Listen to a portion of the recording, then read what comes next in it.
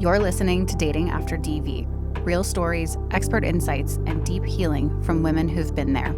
Together, we're breaking the silence, naming the patterns, and rising from toxic to true love. You're not starting over, you're starting stronger. With me, your host, Christy. All right, welcome back. We have with us today Trish Guise. She is a behavioral scientist specializing in coercive control. Trish, thanks for joining us today. Thanks for having me.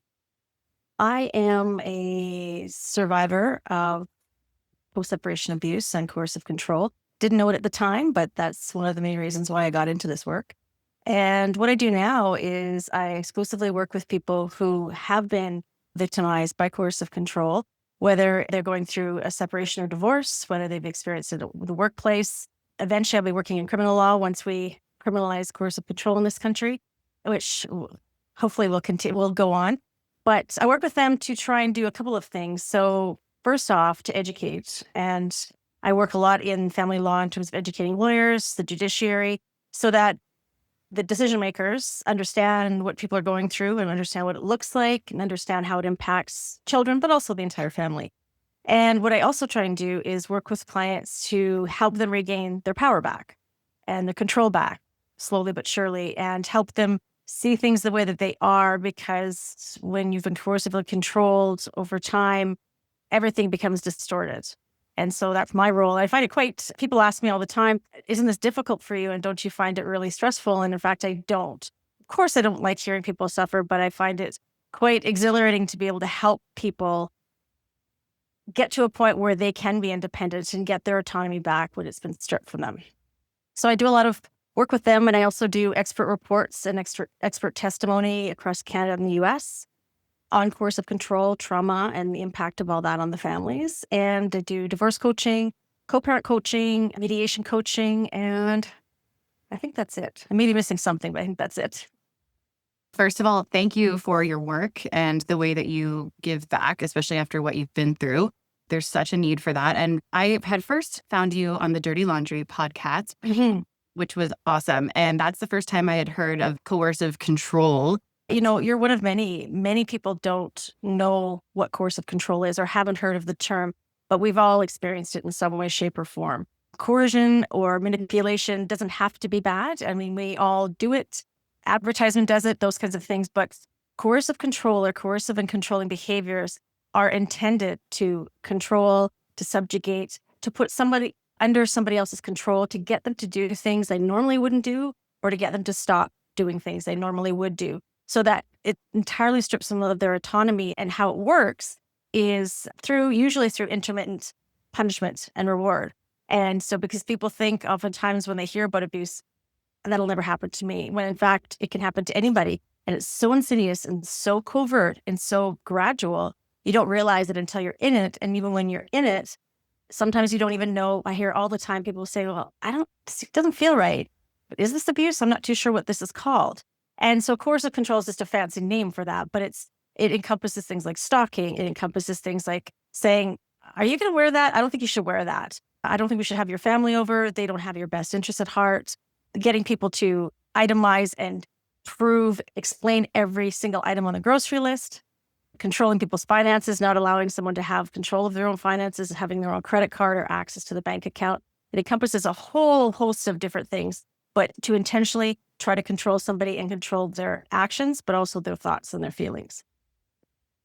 So intermittently, actually, it's more so, I guess, intermittent reward as well, too. So they'll have the love bombing. So they'll say something like that, and you think, oh, because it's kind of a strange thing to say that, well, why can't my family come over? Or why can't I wear this? What's the big deal? But they don't usually yell, right? They typically don't yell and scream, and not a lot of outbursts per se. Usually not at first, because people know that that's wrong. People know that feels awful. So what tends to happen is there'll be these judgy comments. And then it starts to make you think, oh, okay, well, maybe this outfit doesn't look good on me. Or maybe there's something going on with my family. I'm not too sure. And then next thing you know, is being awfully sweet and you're getting flowers sent to you and all these other kinds of things. Or everything's just really cool, copacetic and cool. And then the next thing coming out of nowhere, something happens again. And it keeps you on your toes. So you don't know what to expect. And so what ends up happening is when they're really nice, we just glom onto that and think, oh, God, this is so great. He's not judging. He's not making me feel awful. He's not trying to control me.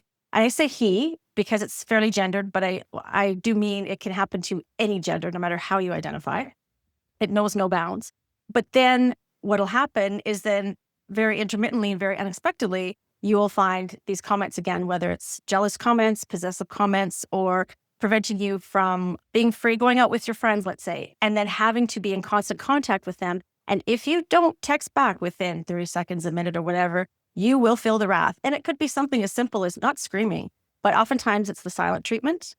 Sometimes it can be threats of breaking up. Sometimes later on, it can be as severe as threatening suicide, and which makes us feel guilty. And then oh, no, sorry, we won't do that. I didn't mean that. Those kinds of things. So you're constantly, every thought, feeling, action, word eventually hinges on what their mood is, what they want, what they don't want. And half the time, there's never any consistency because they want you to stay on your toes. Earlier in this series, we distinguished between the cycle of abuse versus the cycle of abuse with narcissism. So do you see this as fitting in? Is it necessarily involved with someone that we could say is like a narcissist and the way the term is used these days? Mm-hmm. Yeah, I'm really cautious about using the term narcissist. I used to a long time ago because it's kind of a nice label and to encapsulate all these behaviors. But given the work that I do, I have to be careful because that would technically be a diagnosis. However, what I'm finding, though, is there's so much overlap. And so what I refer the narcissistic behaviors as are coercively controlling, because they are. Even the grandiosity, and because not everybody exhibits all of those behaviors. So, but it's in essence, abuse and coercive control are interlinked. And narcissistic behaviors, as we know them, very much are coercively controlling. So I just refer to coercive control. I don't know if there is a person who engages in narcissistic behaviors could not be coercive controlling, because their behavior is, because it is all about them. And when you're coercively controlling, it is all about them. It is about the control. So it's never the issue. The issue is never the issue. You could be fighting about child support. You could be fighting about something innocuous. It doesn't matter. The point of it all is to feed their need and to fulfill their bucket, whatever that is, and to control. It's about power and control, period. And oftentimes that is what's going on with narcissists as well. I'm personally interested in the legal sphere. What happened in my own situation was things escalated after 4 years and 10 months. Finally went to the police. Basically, the police were afraid that I didn't have enough evidence. And so they gave me the peace bond, the restraining order. It does feel like that these are not necessarily psychologists that are sitting up there giving the decision. So I'd love to hear, if you would, share a bit about your work, the direction that you're hoping to bring things in the legal sphere. And you're in Canada, correct? Yes. Awesome.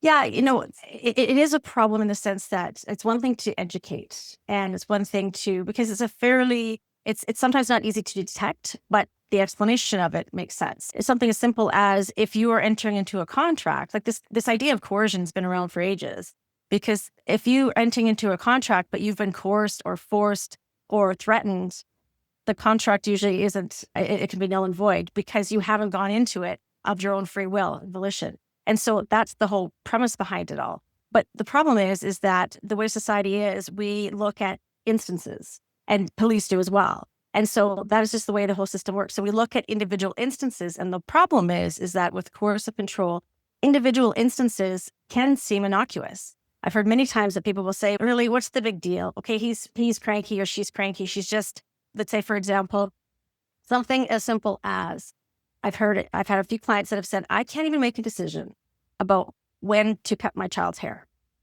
because I'm afraid of what, in this case, he's going to say, because everything just is blown out of proportion. And so if you tell somebody that, they'll say, well, they're just being difficult. What's the big deal? It's just a haircut. Just do it whenever.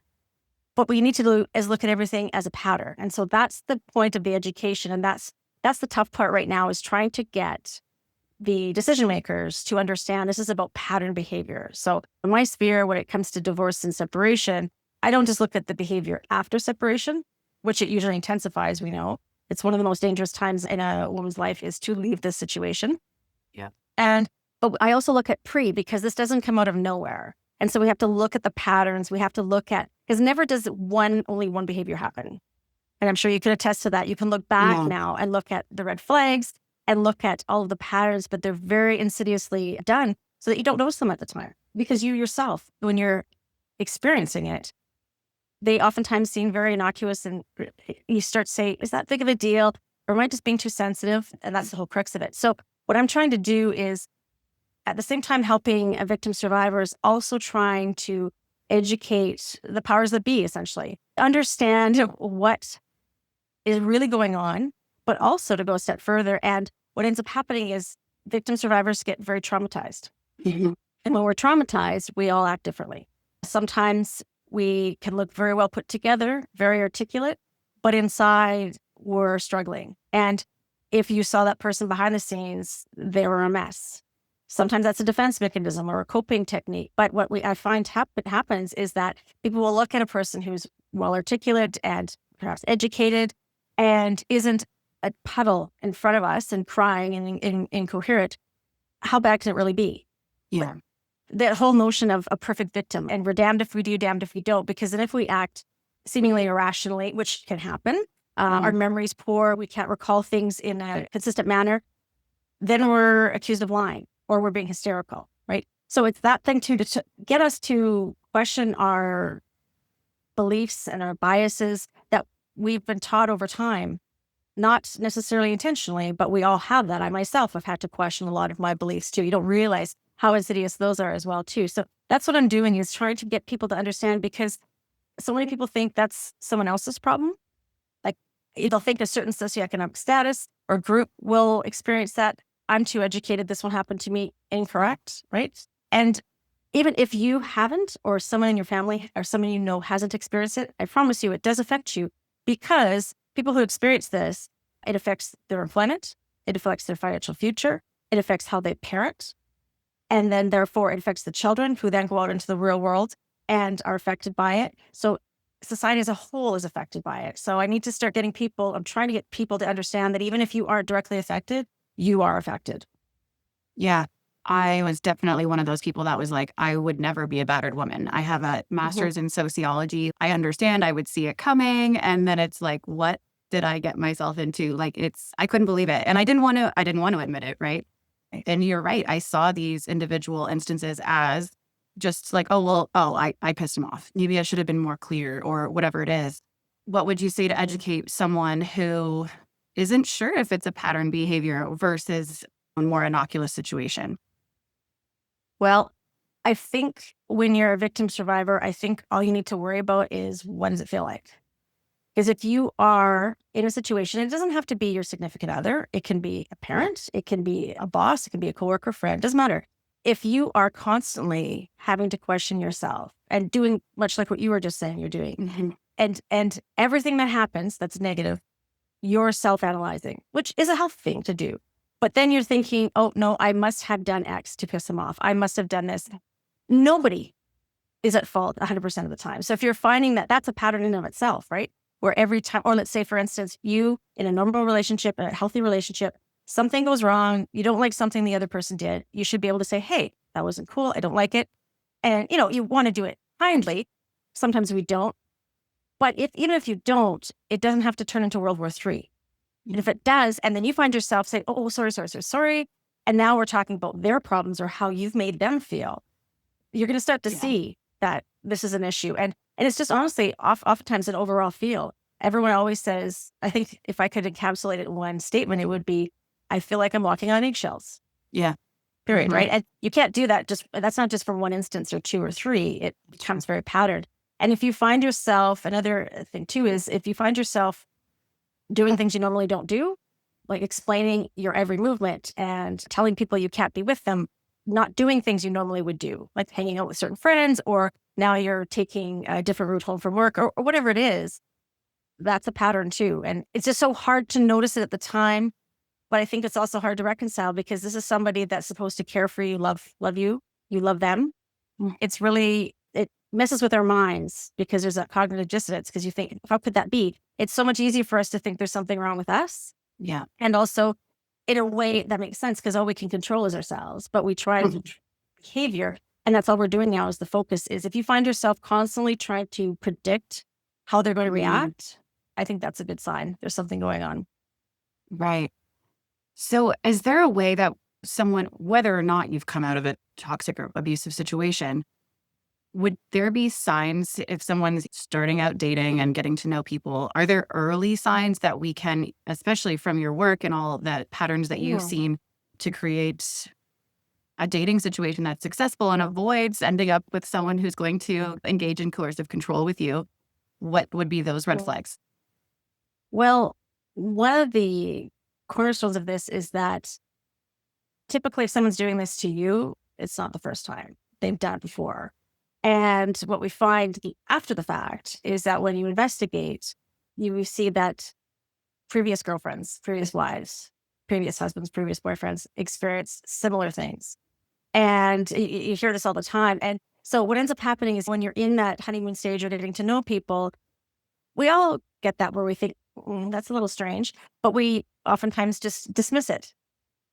And we let everything else cloud our vision. And that can be normal. But what you'll often find is things like if all of their previous significant others were crazy, or they all start labeling that kind of thing, and nothing seems to have been their fault.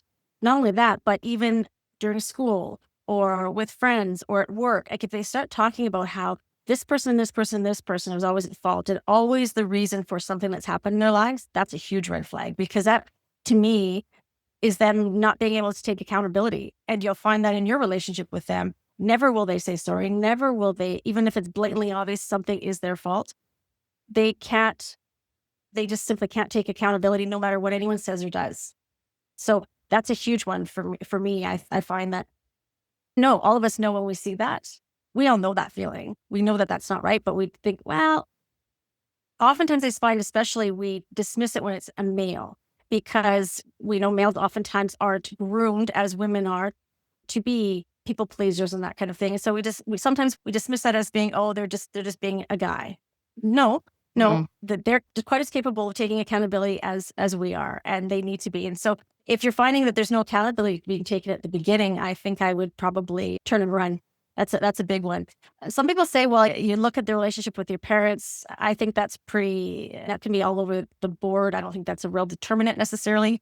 They can be very close with their parents or their mother, let's say, and still be toxic and vice versa. I don't think that's a big one. So just trying to think of what other things, because that one's a huge one. So that one is really, another thing too would be jealousy. Sometimes it can be done in a very casual way. So it can almost seem romantic, that love, oh, I love you so much. I don't want you to talk to any other guys, or constantly being aware of who's looking at you, who you're looking at, that kind of thing. That's a big red flag because that can turn dangerous later on because that doesn't usually shut off. It gets worse and worse and worse. And it doesn't matter. You could be refusing to even look anywhere other than straight ahead of you. It's something going on in their mind. It has nothing to do with what you're doing. And also isolating you and saying things like, I don't think your friends really have your best interest, or your family doesn't, or I don't like your friends. I don't want to go out with them. Why don't we, or even, I just want to spend time just together. And that's a tough one. I want to get to know you. I love our time together, and I don't want other people to take our time away from each other. That can sound very romantic and very loving, but don't be fooled. That's not what it's about. It's about isolation. Speaking of things getting worse and worse and not better, one thing you had mentioned that I was fascinated by and had never heard of before was the Homicide Timeline. Yeah, it's something that Jane Monkton-Smith out of the UK developed quite a while ago. She worked within the police force for many years, and she's a professor now. And what she started looking at is did a retrospective look of people who were killed and who, or very close to, who have been harmed and have been in a coercively controlling relationship. And so essentially at the end of the day, what it is that if you're being coercively controlled, you won't necessarily die at the hands of your abuser.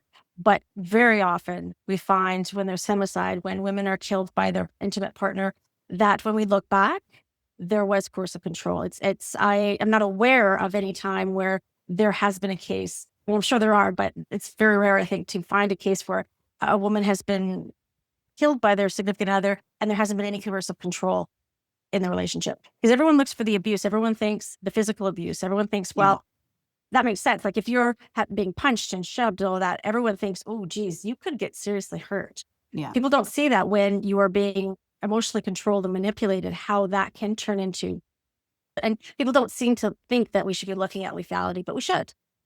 We should be. For them, for the perpetrator, perpetrators will oftentimes kill themselves. We're finding now too that women, at least in the UK, they're looking at suicides and they're looking at how that's connected to these toxic relationships, that oftentimes women are driven to suicide, but also children are brought into the mix as well too. So there's 8 stages essentially, and you go all the way from early relationship and their history all the way to a lot of coercively controlling relationships are in about stage 5, where they're escalating. They're trying to keep you separated. This concerns start coming up, let's say after post-separation, that you're getting monitored, you're getting tracked. Mm-hmm. I don't want you to leave. I can't leave without you. I don't want anyone else to have you, that kind of thing. Or even the cycle of breaking up and getting back together, that stage 5, it only goes up to stage 8. So it doesn't take a lot, if you think about it, to get from stage 5 to stage 8. And stage 6 is really, that's the pivotal point. That's when they start thinking about homicide. That's when they start thinking about, they have these ideas. It's a change in thinking. So in their mind, this situation is irreversible. They've tried every last ditch effort to reconcile. And now things have intensified. Now they've made a shift in their mind that, well, there's no going back now. And oftentimes what you'll find is that they become very calm. All of a sudden, they're not bothering you as much. They're not as intense. They're not. And so how you can see it is the calm before the storm, essentially, because then you only have one more stage, and then stage 8 is homicide. Mm-hmm. I don't think I picked that up from when you were talking about it, about what stage 5 and 6 were. But again, back to my own personal story. If I was told about threats like that my ex was making, is that a stage 6 or is that a stage 7? Yeah. So you mean if somebody told you they had heard he was making threats? Yes. Mm-hmm. Or he had a plan to, like. A plan to. Well, yeah, it's getting goosebumps every time I hear that, because if you think about it, it's one thing to say, oh, I could just kill them, right? Well, people say that all the time. But it's not about that. When you're planning, that is stage 7. Because now you're planning, like it doesn't have to be, you've written it out and you've got all your tools and everything else, but to think about that for a second, right? To go to the extent where you have to spend time and energy in planning out, just like if a person is contemplating suicide, when they have a plan, that's very serious, right? Because now they've crossed that bridge and you really want to intervene just as you would in this area. So if a person's planning, it could be a very precarious time, because we don't know until after the fact. Yeah. When they're deciding to, or what the trigger will be, because oftentimes it's about triggers. We don't know what'll push them over the edge. We don't know when that planned date is, if there is a planned date. Sometimes there isn't. It's just opportunity at that time, right? Yeah. So, and I just think, even if we didn't know about the homicide timeline, anyone that threatens you, we as society, I think, maybe we've become desensitized to what we see. We see so much violence. We see so much on TV and video games that we don't take threats seriously. I think we should. And sometimes people are reluctant to call the police because, well, but what if they didn't mean it? And I myself did that a long time ago too, where even when something does happen, you don't want the police involved, because then what happens? Do they end up in jail? And what does that look like? But what's that saying that when someone tells you who they are, believe it? I think we are much better off in believing the threat and acting accordingly.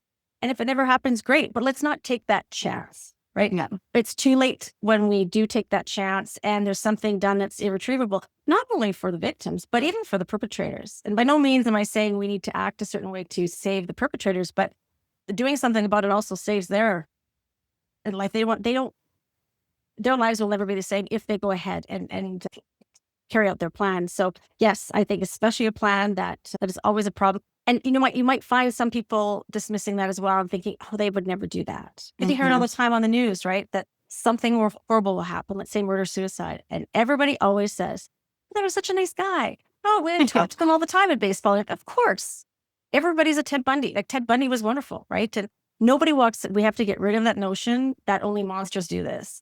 And that's why it's such an issue when you see articles written about this. And this is a big pet peeve of mine too, where people will talk about how great of a person they were and almost labeling the behavior and the homicide as a crime of passion, or they stabbed or whatever. No, that's not how it works. That's definitely not how it works. And granted, they're not privy to all the preamble before that, but we have to get rid of this notion that this was just a regular dude who was somebody's dad who coached Little League and then just snapped one day. No, it's not that at all. And we can't buy into that.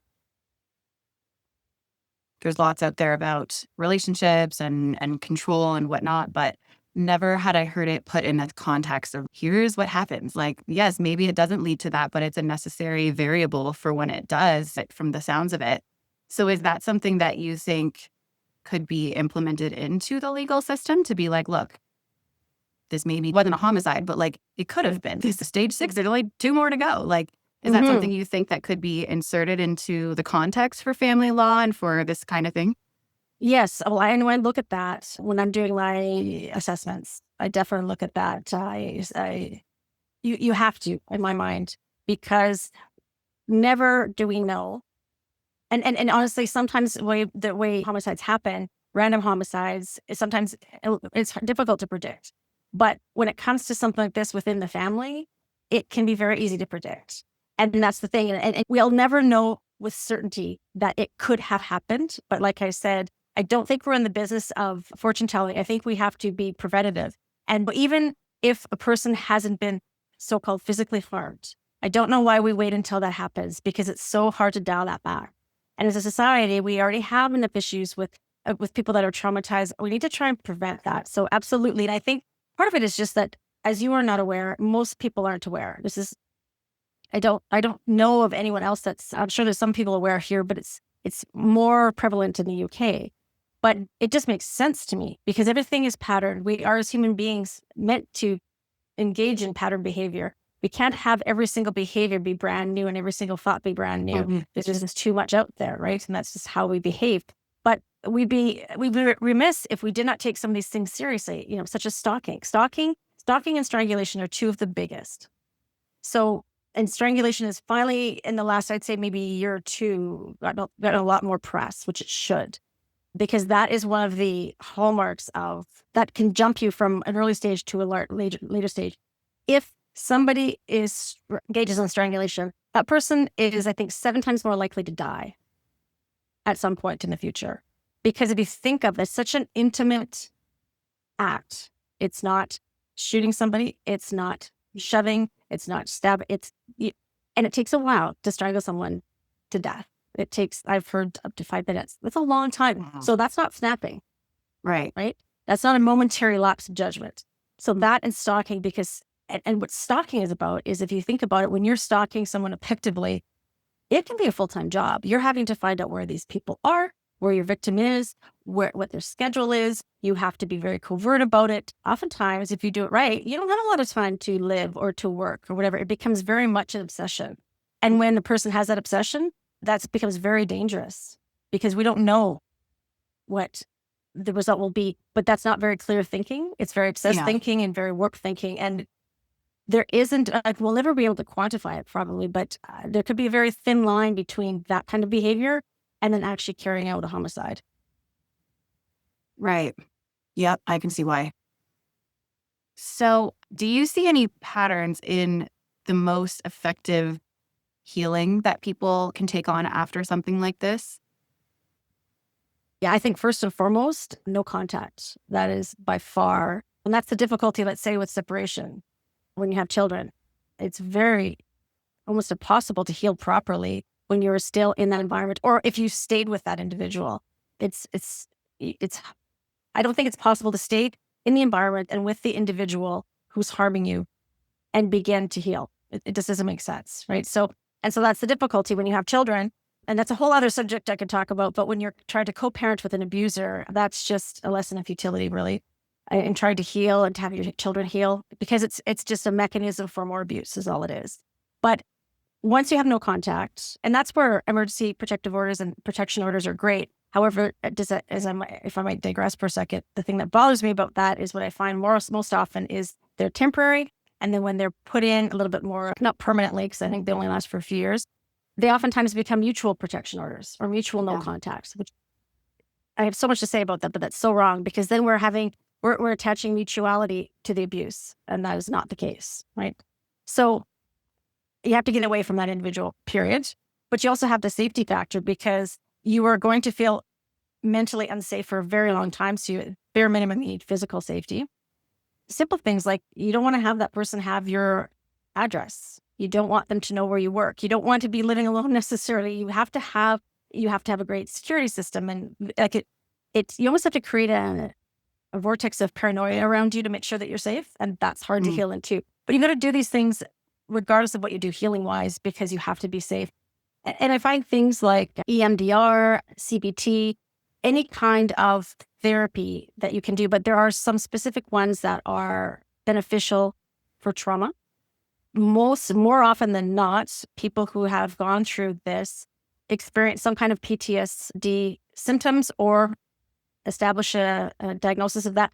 Typically CPTSD, which is chronic. PTSD would be after typically 1 or 2 instances, but your CPTSD is the chronic, which this would be. If you're experiencing coercive control over numerous years, that would just be a chronic state you're in. And that takes some time because our brains are naturally wired to see the dangers to keep us safe.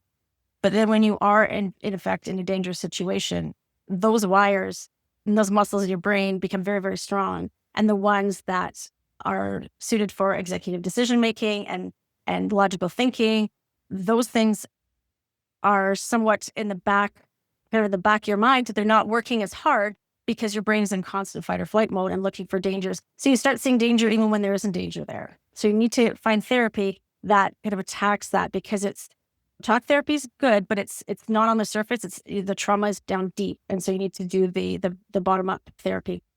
So there's a whole bunch of other things you can do, but a lot of my clients to find talking to others in groups or even just other individuals who've experienced what they've experienced. There's some kind of feeling that helps them heal when they're not the only ones. That it's not really misery loves company, but there's a sense of, oh God, you get it. You get what it feels like, right? Because so many people are disbelieved. So many people are judged, labeled, and oftentimes people stop talking about it, telling people, even their family members, because they just don't get it. And that's what I get a lot is that, oh, thank God, I don't have to explain it to you. I don't have to justify it. I don't have to. And so that's healing as well too. And anything you can do to get back to yourself where you're able to make your own decisions without worrying about how so-and-so is going to react. You can make your parenting decisions without how so-and-so is going to react. But if you're constantly worried about your safety, I don't care who you are, I don't care where you are, you can't make any proper decisions. And that's the problem with being in separation too. You're trying to make all these big life decisions, yet you're dangling over a cliff all day long. I couldn't make any good decisions, no matter how smart I am or how much support I have, right? It's about that. It's about the safety. Another thing too, though, is patience. It's going to take some time. And oftentimes too, especially if we have children, we're worried about them, which is fantastic, but we do need to focus on ourselves almost first because we're no good to them if we're not, because they look to us too as to how we're handling things and how we're coping.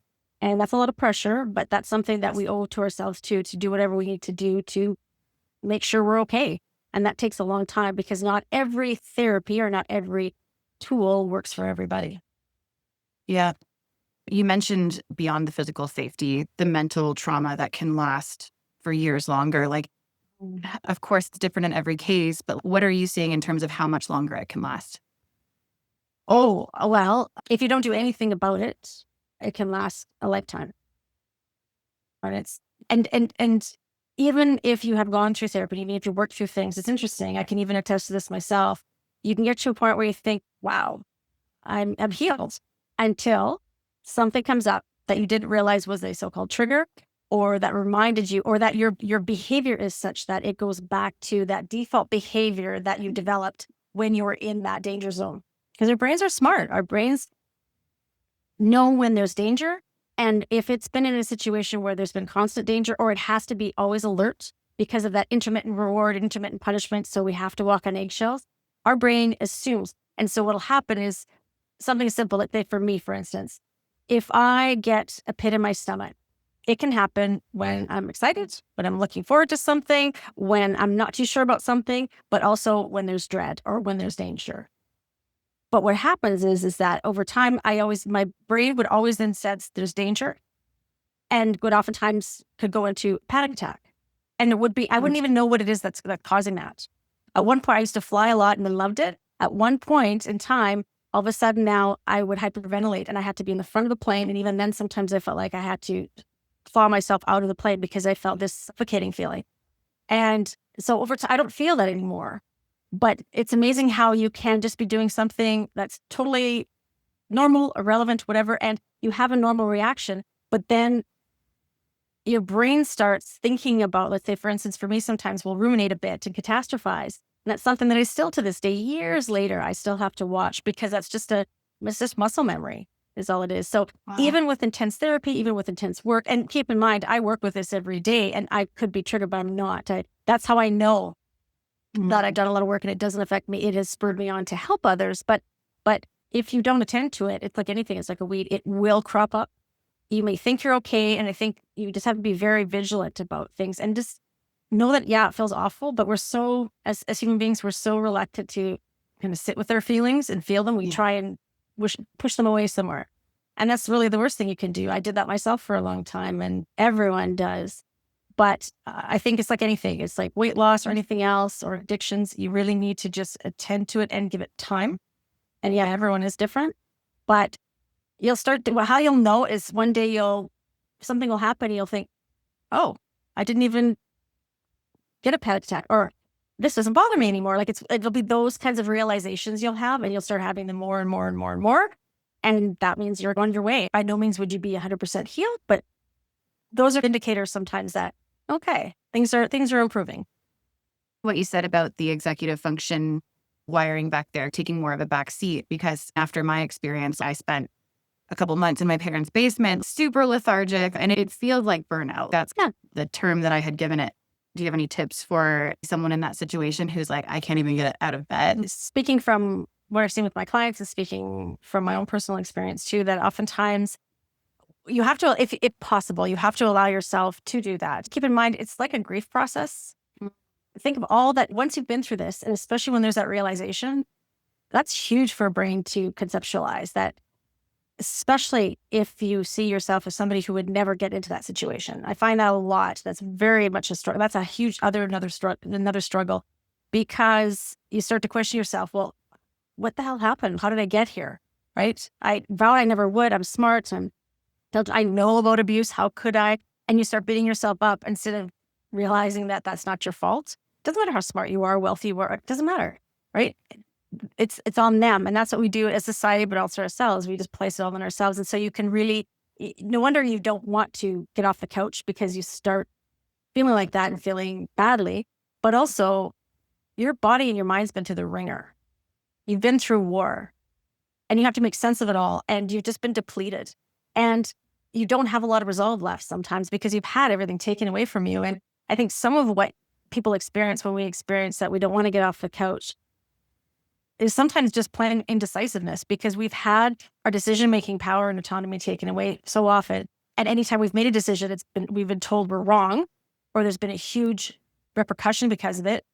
What's the point? Sometimes we develop this learned apathy, or you're just so overwhelmed with fear. And having that cortisol bursting through your veins constantly like that is just plain exhausting for your body.